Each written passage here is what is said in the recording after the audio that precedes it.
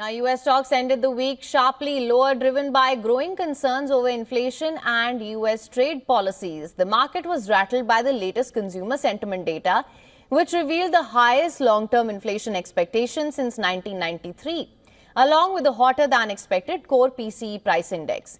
These signs of persistent inflation, combined with accelerating consumer spending, fueled worries about the broader economic outlook as investors grappled with uncertainty surrounding the Trump administration's tariff policies. The broader market suffered significant losses, particularly in the tech sector, with major names like Google, Meta and Amazon posting steep declines.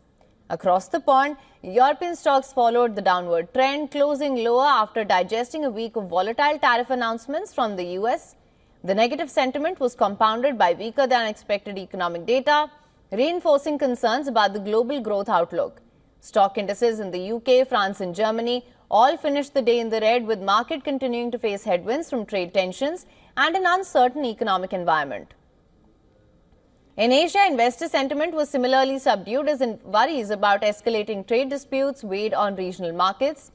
Japan's Nikkei and South Korea's Kospi both dropped sharply, while Hong Kong and mainland China stock markets also saw losses. Concerns over Trump's looming tariff announcements, coupled with fears of global economic slowdown, kept Asian investors on the edge. Crude oil prices ended lower on Friday as market participants fret about the potential impact of US tariffs on global trade and economic growth. Despite the drop in prices, oil markets had a positive week overall, buoyed by US sanctions on Venezuela and Iran, which continue to disrupt global oil supply.